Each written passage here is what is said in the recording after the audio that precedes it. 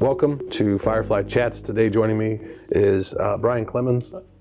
Brian is the general manager of Dynamax and all of Forest River Motorized, right? Forest River Motorized brand, yep. So I wanted to have Brian on today to answer to some questions together. Different people have submitted them from the Dynamax family.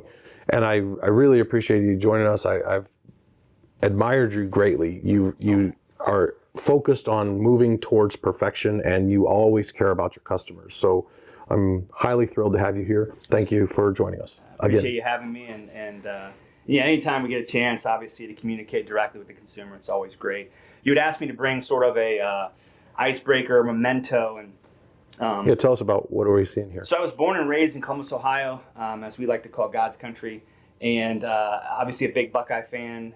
And my brother and I used to go to games quite a bit, and there was one game we were playing that team up north in a huge game, and where our seats were before the stadium got renovated, they had the band bleachers that went all the way down the field, and we were like first row from that.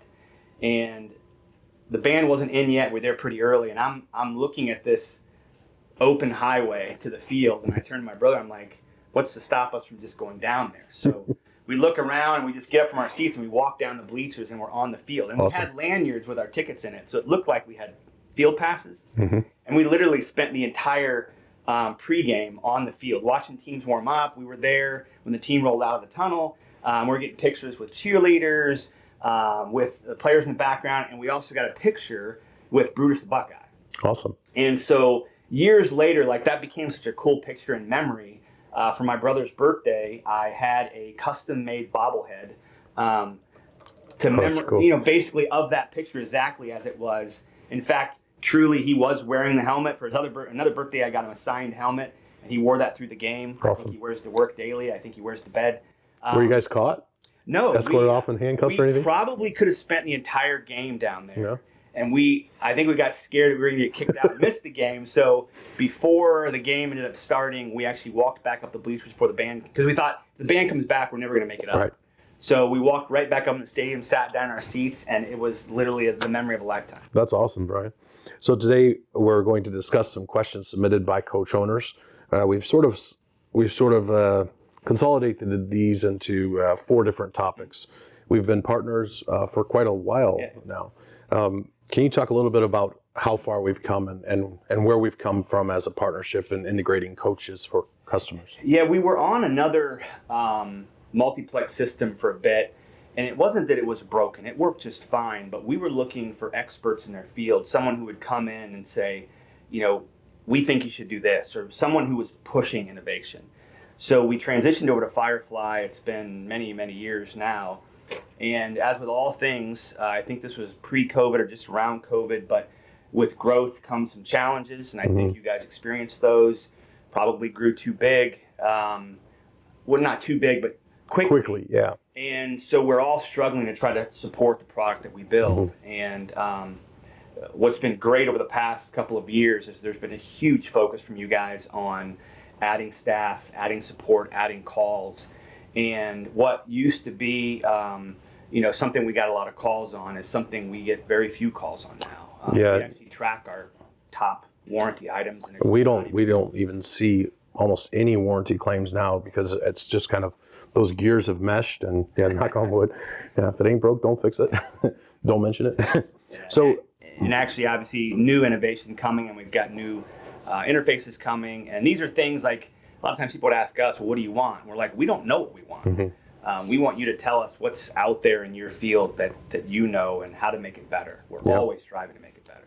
And some of those things we can't talk about, but it's more integration, more connectivity, more comfort and ease in your coach. It's going to be awesome. Good. I'm looking forward to it. So we had a lot of questions submitted online, and what we did was we kind of grouped them into different areas, so that we're going to discuss 3 or 4 areas with some questions that didn't quite fit in any of those groupings. So first we'll give an overview of the system, then we'll talk about the updates and options and the selections on the screen, and then we'll finish up with the HVAC and some other questions that didn't fit neatly into any one category. So let's begin by discussing the overview of the system. One of the things that I'd really like our viewers to know is that this is customized programming. It's customized software that's specific for the model, the make, the year, and the floor plan. The system itself, and part of it goes even further back, is on the reason for multiplex in the first place. And a typical light switch, you run power to the switch, power to the light, and with multiplex, basically you just run power to the light. And then it's just a signal wire from the switch. So it really reduces the amount of wire and connections that have to be made. Automotive has gone to this technology years ago because you're not running huge heavy wire everywhere. So you save weight, you save some complexity. The other thing is it just naturally gives you a single source of control. And I know we have a lot of people that are like, oh, I just want things simple, and that's fine, but sometimes simple is just having everything in your hands. So having the app control, you don't have to use it, but we also have hard switches. We also have, obviously, the main touch screen. And every component that goes into that, while it all sort of speaks the same language, which is traditionally RVC, which is sort of, like CAN bus, but for RVs, everything has its own dialect. So every time we add like an inverter, change inverters, or ACs, we have to go in and learn the dialect, or you guys do, have to learn the dialect of that particular device. So it's not as easy just plugging something in with RVC and saying, let's go. You also have to then mimic the interface on the Firefly touchscreen, which takes some programming on your guys' end. So while it does seem like, oh, this is simple, it's very complex in the background, all the programming that has to go into play. And during COVID, of course, I don't envy you guys because we were using it was AC, a hard time, and that AC couldn't, we couldn't get it, so we switched to a different AC, and every time that happened, you had to go back and reprogram the availability of that device. And I'll tell you, the team really came out through that like champions. I mean, they just pivoted it was almost like they were ballerinas. So that was really awesome. So we do make the complex seem somewhat simple and somewhat easy, but for the most part, when people change that component, you're talking about a lot of coding that goes into that software. And so most of the time you can't just do an aftermarket upgrade or conversion or something and control it in the Firefly system. Yeah, and that's the tricky part is, again, we're dealing with customers that are looking, why don't we have 8-track? And so they want nothing complex, no switches. They just want it simple. And on the flip side, we have people who want everything streamed. They want the control from everything in the app. And that or from your mind, or voice control, which is, we've looked at, but I'm not quite ready for that yet. But, and so you're trying to balance the needs and wants of those customers. And I will tell you, being able to control the jacks and the slides from the app is huge, because you can be outside the vehicle looking down, you can be setting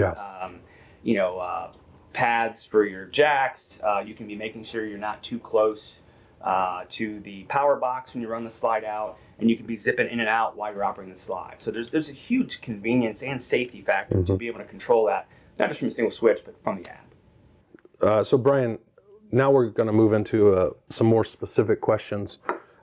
We had John P. from New Jersey, David N. Wow, that's a great name, right? And Colin C. from Texas, Bill H. from Michigan, and several others. They're asking about customization, new switches, adding other components. Some, like Kevin H. in Ohio, desires to change the regular lights to dimmable lights on his 22 Europa 31 SS. That's going to require extensive hardware and software changes. So can they do it? Can they integrate it in the software? Yeah, so the software side is more of a Firefly question, but I know a little bit of the inner workings as I've watched some of the guys code. But it's not as simple like to change like how a switch works or what controls what particular device is a programming change. And so you have to go in and program the software, and then also remember that the app has to match that. So now you have to then update the app. You have to put that onto the Apple Store or the Play Store. And now that becomes sort of an item that is literally one of one. You Right. put that code in there as an option basically for one single customer. That's a lot of coding, software changing to do that. Now, just because you can't do everything doesn't mean we can't be creative and do some things. And one of the questions was about dimming. And the circuits on the G12, there's so many dimmable circuits built in, and so we use those where we think it's appropriate. Clearly, other people maybe think they want it somewhere else. And so we've had customers be pretty resourceful, and so they went out and found out a way to do it their own. And so what they did is they just took a 12-volt fixture that was dimmable, and they replaced the fixture that we had in there. And so they were able to get dimming directly on the fixture versus through the Firefly system, which is just another way to basically solve the problem. And we're always looking for solutions like that, and then there are things like that where we integrate in the same way. And there's a lot of creativity and a lot of people that are really willing to help on the forums. Yeah. I don't want to recommend anything that can get somebody in trouble, but the next one, what can be connected through the Firefly system in the Dynamax coaches? We try to connect everything. We also try to give you backups. Like, we're one of the few, and we want to make sure it works, but slide systems, sometimes we leave the hard controls just as a backup. A, it's another place to control them, and B, if maybe there's an issue with your phone or your app, we try to give you as many backup opportunities as we can. But we try to control everything. Now, for speed and efficiency, sometimes if we want to move to something and we don't have time to get the programming done, we will bring that device on board and we'll simply use their remote or their interface and leave it sort of separated outside of Firefly to begin with. We did that with ACs to start, and then once we were comfortable with everything being integrated, then we can move away from that and we can solely rely on the Firefly system for that. But it's any opportunity we can, we will incorporate more and more, so that's really one-stop shopping. You pull up the app, you control everything, you can visualize everything. It's super convenient, and it's full use of your coach from your fingertips. And we're always adding more.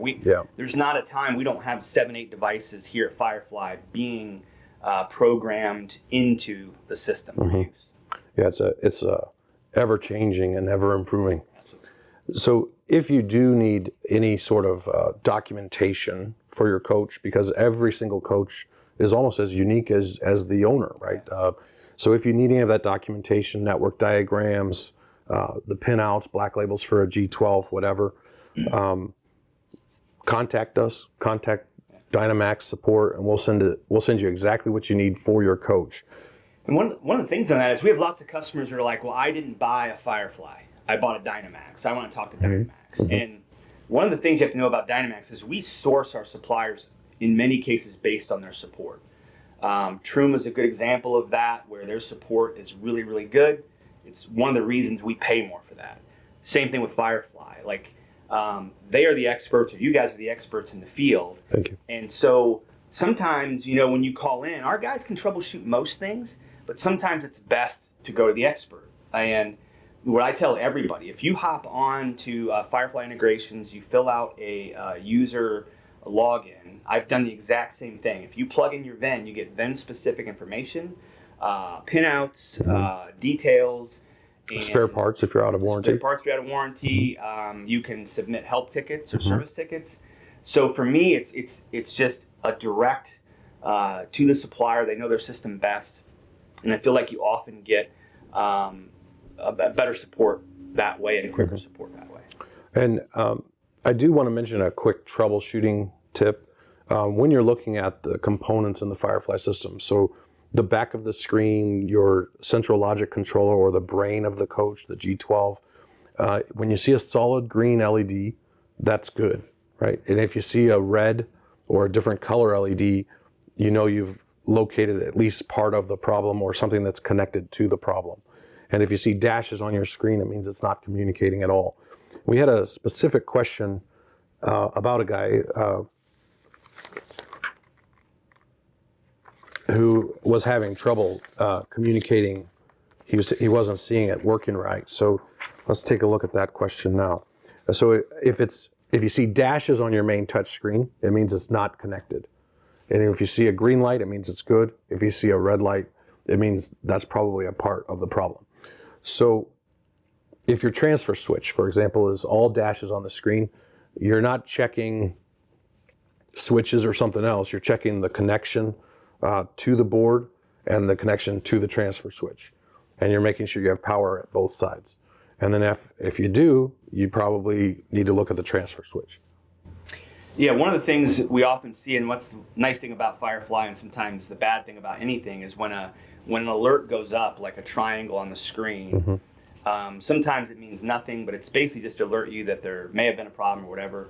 And in many cases, it might be just a communication error, or oftentimes, because we have changed components so many times, it could be just as simple as a setting or a switch, and maybe just lost communication for a bit. Sometimes a reboot or a cycling of the battery disconnect that's in the battery bay will solve a lot of those issues. So we had Ken W. from Tennessee. Now we're moving more into like options and update selection. So Ken W. from Tennessee, he said his app doesn't match the floor plan on the screen. So Ken, what you're going to need to do is you need to update the config from your app. If that doesn't work, change the floor plan on your main touch screen, and then reopen the app and revert back to the correct floor plan, and then reopen the app a second time. Jerry, can you play that short video clip that you created there? To choose the correct floor plan for your coach, tap the Settings page icon in the lower left corner of the screen. Then tap in the floor plan area and hold for 3 seconds. Once the page changes, select the correct floor plan and then tap Apply. The page now shows the correct floor plan for your coach. To return to your home page, tap the house icon in the navigation bar. Thanks, Jerry. So Brian, another question. This is from Scott S. from California. He's got a 25 Dynamax Europa 31 SS. He's asking about, can he have updates available via the web? Right now, that availability is not there. It is something we're looking at. Part of the reason we haven't done it at this point is more version control. And a lot of times you always want the latest and greatest, or you think you want the latest and greatest. But just like anything, I know Apple does the same thing. This software is only really available or useful after a certain version. So you have a hardware version, and then you have the software version on the G12. So what we want to do is we want to make sure we control that. So right now it's just USB only, but I believe there's some stuff in the works to make that available over the web. But in the meantime, it does have to go through a USB stick. We can make those downloadable, but that allows more control over making sure you don't update to an app that's newer than is really specific for your model year of coach, because the hardware and software is often model year specific. And if they update the wrong software, they can really damage the coach. So we want to be super careful about that. Yeah, and one quick note on that, back on the video for the floor plan too, because we do see this from time to time. The latest one I've seen is where someone says that it is there's no communication with the battery. Like I think it's bank 1 offline or something like that. Sometimes we put options in that we haven't even brought out yet, and sometimes those options get selected. In this particular case, if you follow that video, you press and hold the floor plan page, you get to that options page. It's most likely what's called MergeMan, which is Firefly's version of like a battery monitor or a battery merger, and that might be selected and you don't have it. So it's looking for that communication and it's not there. So you just want to deselect that option and then hit apply, and that should take away that little notification that battery bank 1 is not available. But uses the same process as changing the floor plan. Okay, next question. So we want to be really careful about those updates. That's the final answer, really. Bill H. from Michigan has a 21 ISATA 5 28 SS. He wants to know about controlling his coach away from the touchscreen. So Bill, yes, if you are on a version 4.17 or higher, there is programming written and you can upgrade to an Eclipse module. You have to purchase that aftermarket. You can call our support team and they'll help you walk you through that. It's pretty simple. It's a couple screws, plug in an RVC cable, and download an app. So most people can handle that themselves. Yeah, it's available, and that's something, we struggle with. Like, we look to make that standard. The issue was, at the time, the Wi-Fi is just not really reliable. Right. Oftentimes people are like, oh, my camp has Wi-Fi. Yeah, it's really bad Wi-Fi. Or it's really weak. Yeah. So you can put a booster on, which we do with the WineGuard 360, but if you're boosting a bad signal, you end up with just a really strong dial-up, right? Yeah. And so what we didn't want to do is put that in with the consumer having the expectation of, oh, well, I'm going to be able to control everything everywhere. But you have to have good internet connectivity to make that work. Now that we've seen more and more users using Starlink, we're much more comfortable with that.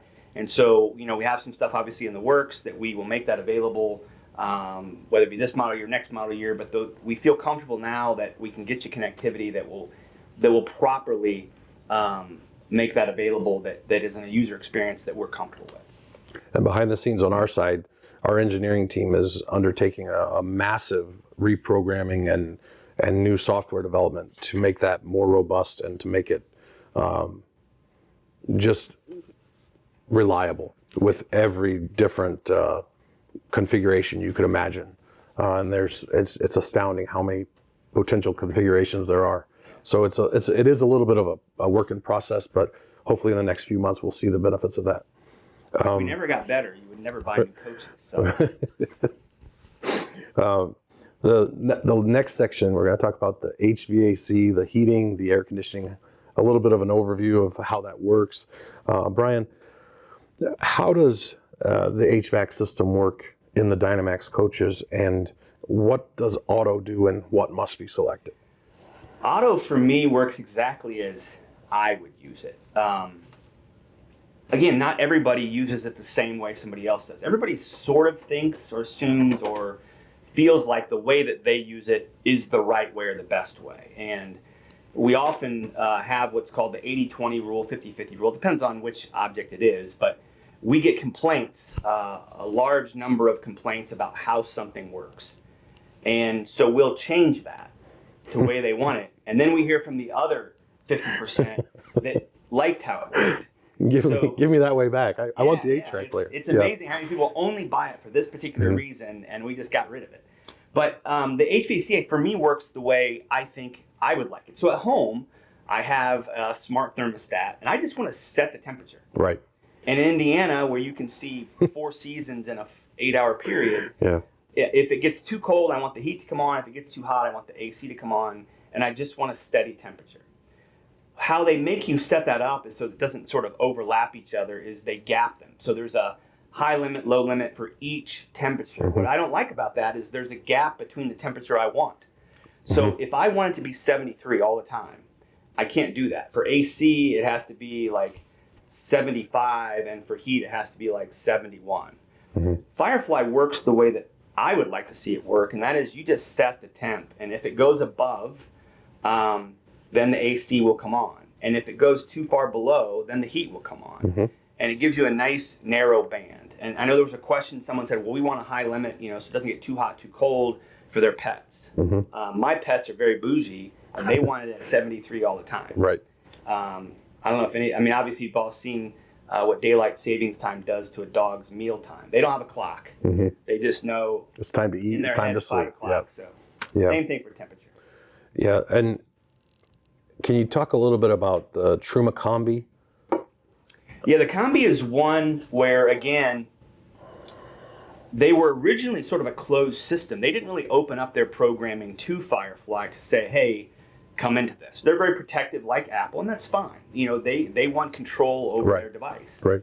So what we did is we came out with the Combi with a separate standalone controller so that we could get that device and have it and usable. But it's another sort of user interface you have to learn, and another control that we have to have in place. And so as we're starting to integrate those two together, we're learning those languages, but it is, again, like a dialect thing. And so we'll get better and better at integrating that. But in the meantime, we have that separate control because we wanted to get there first. And then we'll integrate perfectly later. But right now, I know sometimes the Firefly is not controlling the Combi to its full extent, but that's because there's a lot more settings and capabilities in the specific OEM control than there is on the Firefly side, or that we've sort of interpreted the language of yet. And some of that is also due to design decisions to not show the aqua-hot coolant temperature because it clutters up the screen on the Firefly. And we just want to keep it kind of, the most important information for the most people.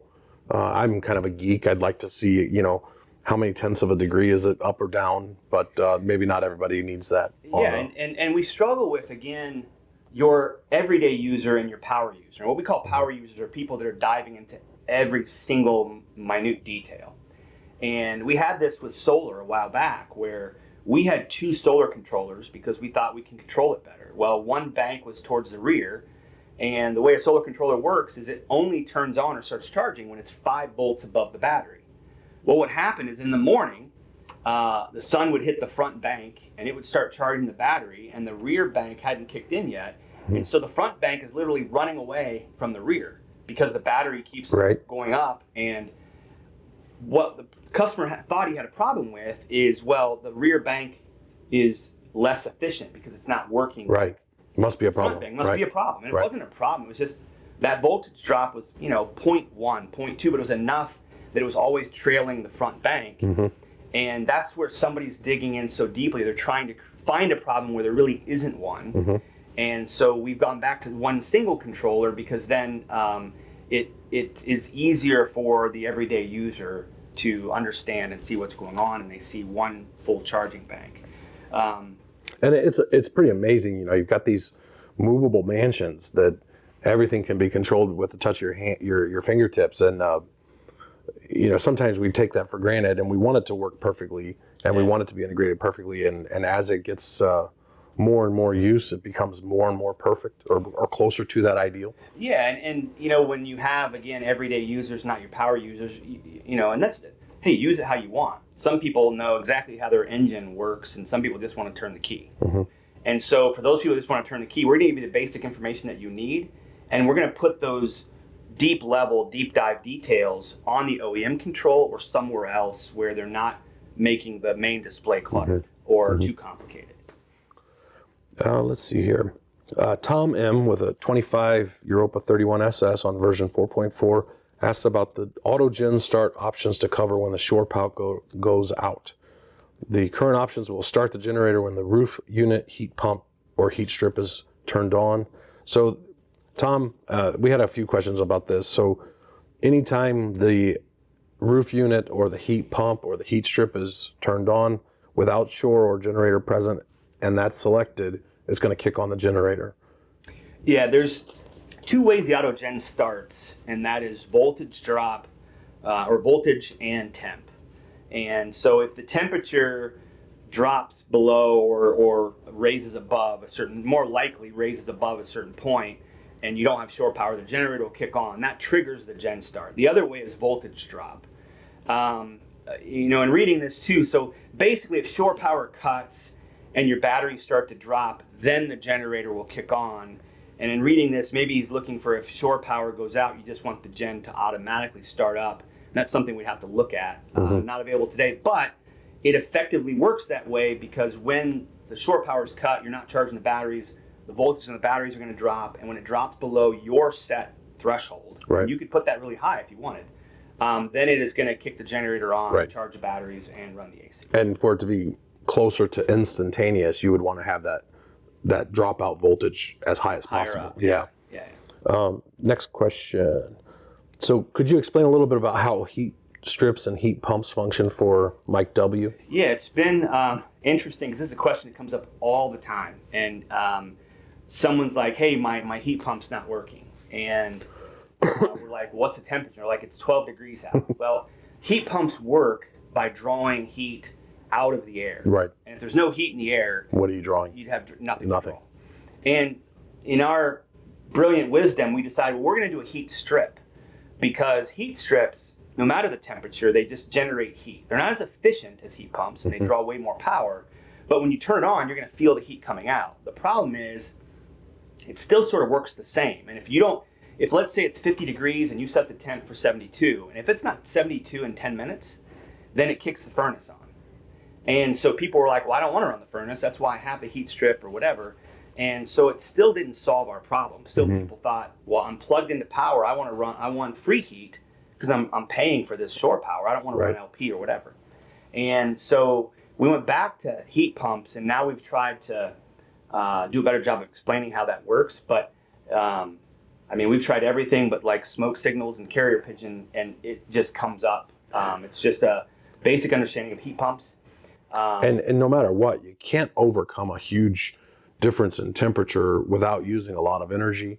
And, the best source of that is probably the gas furnace. Yeah, and the other thing with the furnace is that's where we run all of our water lines, freshwater lines, drainage lines. We run right along the heat duct from the furnace.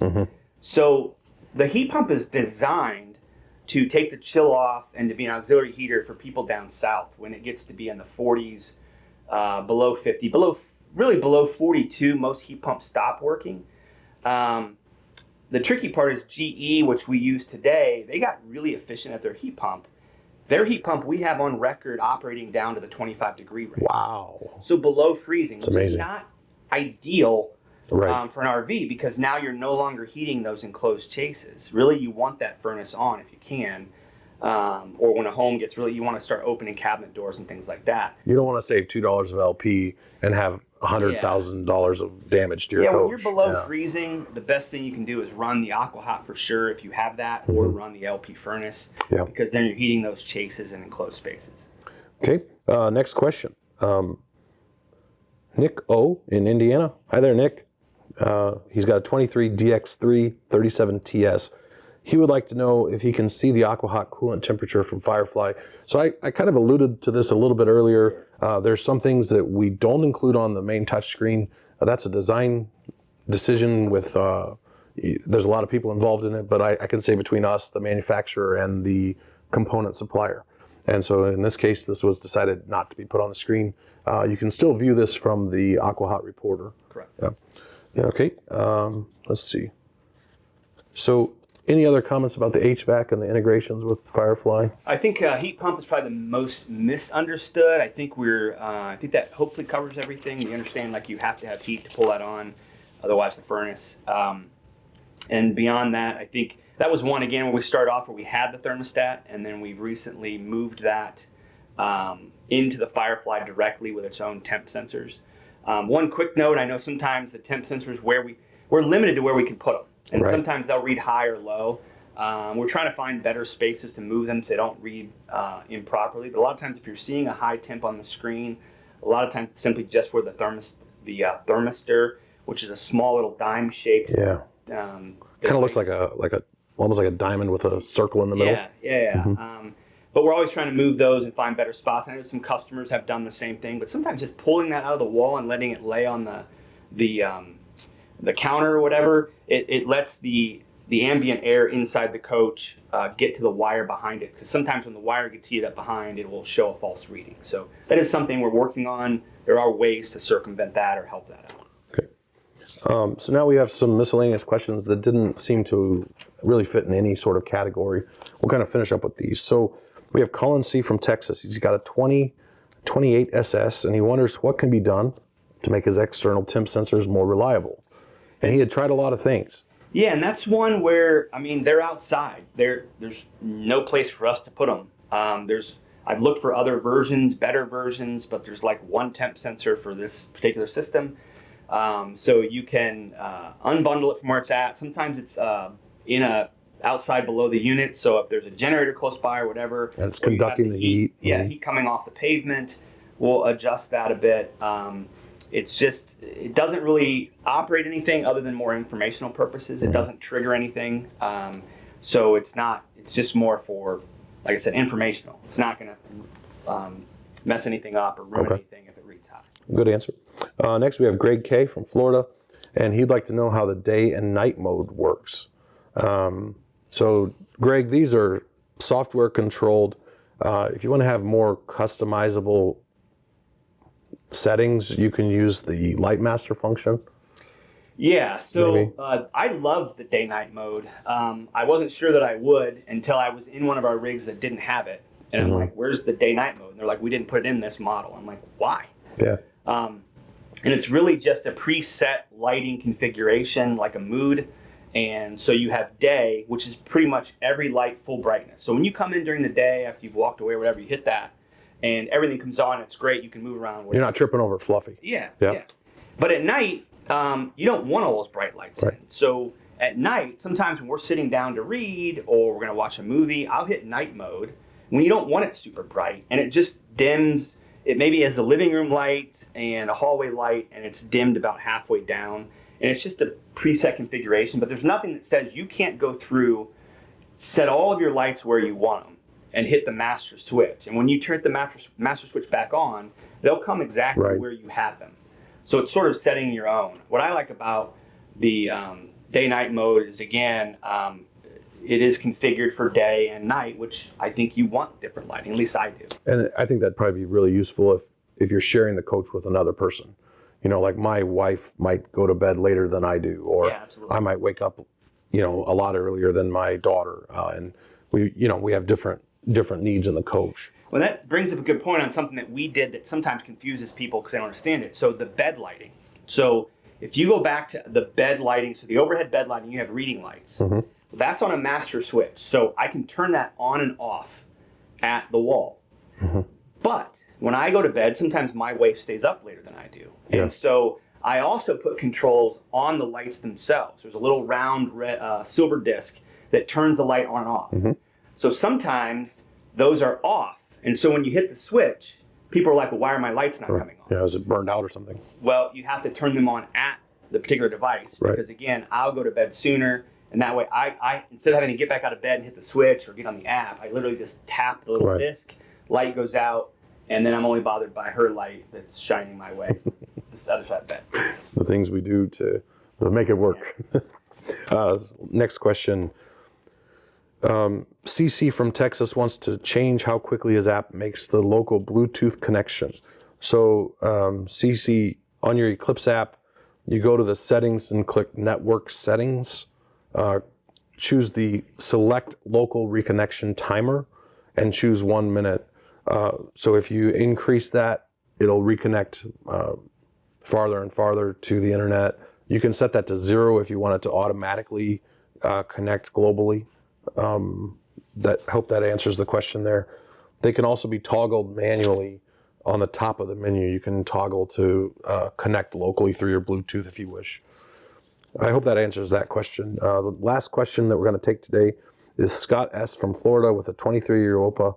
He wants to know more about battery disconnection process and how to do this efficiently. So, Brian, I'm going to let you handle that one a little bit. Yeah, so the J12 was J17 was a common, it's basically like a memory wire on your radio. The old system, about 4 years ago, held a memory for the tank sensors. So basically the true tank sensors, it needed to hold a memory because it needed to know where those levels were at. So that hot wire or that constant hot wire is what retained that memory in the chip. And so sometimes if you were having issues that you couldn't quite figure out, you can recycle or reboot the system. The first thing I would say is when you reboot the system or you cycle the power switch. That's the battery disconnect. Battery disconnect. Not the one at the door. The one at the door, the red switch, just disconnects the G12, not all of the 12 volt. If you want a full reboot, you go into the battery bay compartment and you turn the red dial off. That will disconnect from the batteries. That's how you reboot the system or recycle. Make sure you leave that off for 30, 45 seconds. That handles 99% of everything. Okay.